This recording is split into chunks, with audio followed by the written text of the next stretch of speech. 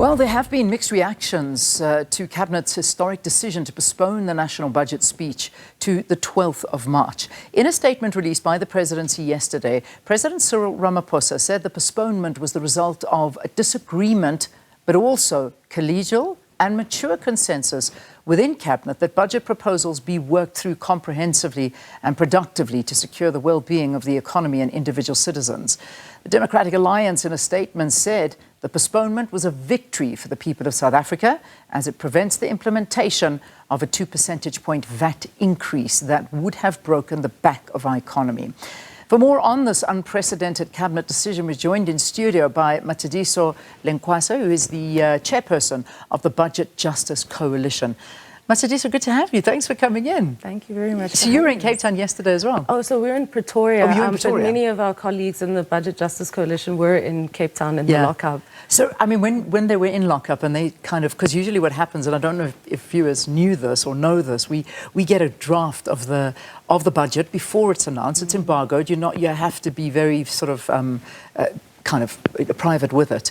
But I imagine the reaction when everybody read that line, the 2% VAT increase. What was the reaction immediately? Absolutely. So, of course, right now, this is unprecedented time. So we're not so sure about what happens to the embargo regarding the documents. But I can speak to our personal experience. I was with my colleague, Matshidiso Lencoasa, and when we saw the VAT increase by 2%, like my heart just fell because I just anticipated social upheaval. I think we know that in this country, South Africans are bearing such a heavy burden of the economy and economic situations. We know our poverty rates are persistent. Unemployment hasn't been eradicated at the rate that it should be. And can you imagine this, in addition to that, a higher cost of living? That would have been crazy. Yeah, I mean, I sort of shudder to think. I mean, we were talking about that in the morning, and there was just so many rumors swirling around, and it was the rumors were, funny enough, getting louder and louder. I was thinking maybe there is truth to this. Perhaps this is actually happening. And then we heard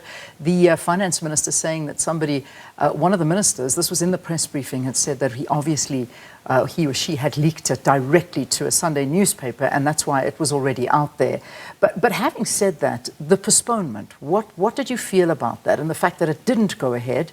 What was your reaction to that? Sure. So again, these are definitely unprecedented times for us. We've never really encountered this. But for the Budget Justice Coalition, this is advocacy that we've been doing for nearly a decade now. And, we really did come together because of budget justice. And one of the strong points that brought us together was the VAT increase in 2018. And we said that this would actually impact the most marginalized people in this country disproportionately. So it is disappointing. Of course, there's been money that has been lost to this postponement.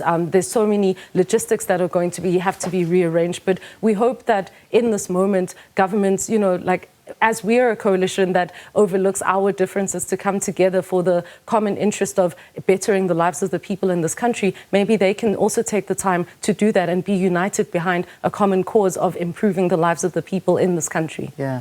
So the bottom line is that we're in trouble. I mean, as an economy, and I think we realize this now more than ever, is that we need more money, and the finance minister has been looking all over for it, worrying about taking up more loans at the higher interests and the debt that we're in, 75, 76% of GDP. I mean, this is not a healthy position to be in.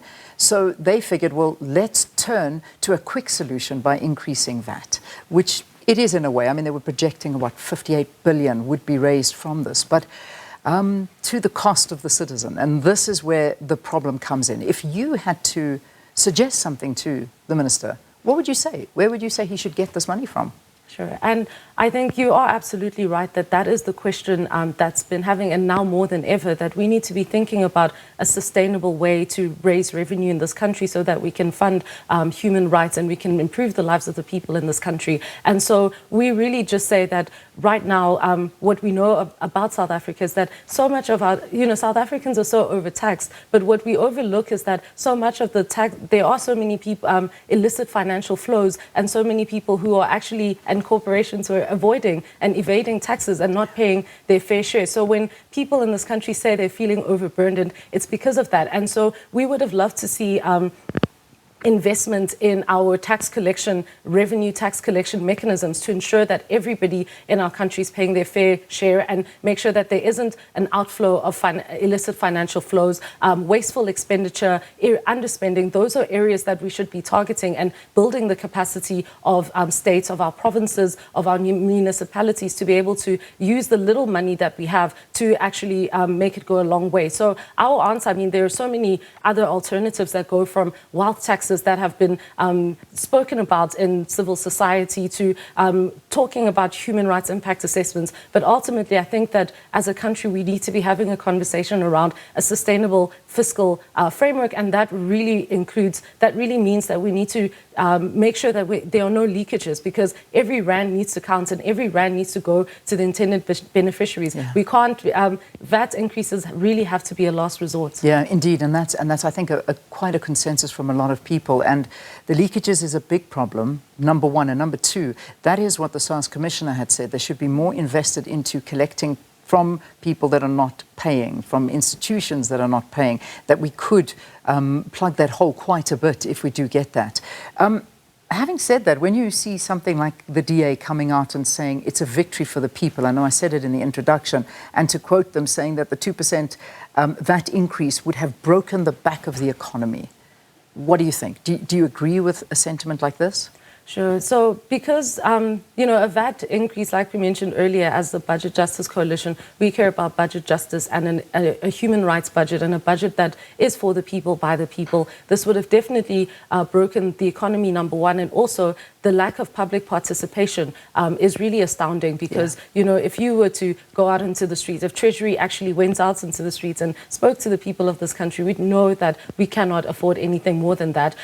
We really do hope now in this context of a GNU that governments can actually come together under a common cause of alleviating these social ills of our country rather than maybe consolidating political power. And so now is the real test of the people who are in Parliament, the members of Parliament. Are they really doing what is in the interest of the people in this country? I think you've touched on a great point there about being in touch with the people and hearing from the people.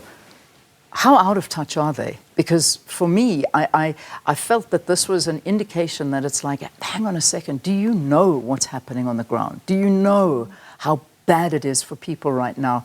And you want to squeeze more of them on basics, on everything, because whether we like it or not, when we walk into a shop, when we breathe, that we cannot escape that. And that's the reality. So life becomes much more expensive. How out of touch are they? And that they needed somebody to intervene and say, no, stop, you can't do this. Absolutely. I mean, definitely out of time, 2% of that increase just speaks for itself, But I think also as the BJC, we had been speaking about increasing public participation because ultimately a lot of people are actually quite disconnected to the budget.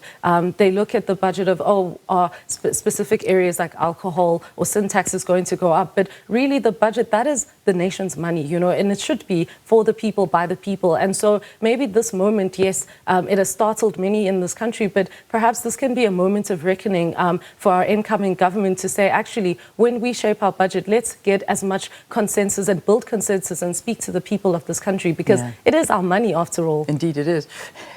What happens if he comes back and says, okay, you win, I won't go 2, I'll go 1? What do you reckon? Well, I definitely don't think that will be accepted, unfortunately. We wait and see on the 12th of March, but I think with this backlash, I'm not sure that would be the right way forward. But Matshidiso, thank you. Thanks for popping in to chat to us this morning. Of course, Matshidiso is the chairperson of the Budget Justice Coalition, talking to us about the coalition's views of the Cabinet's decision to postpone the national budget speech to the 12th of March. We'll see you after this.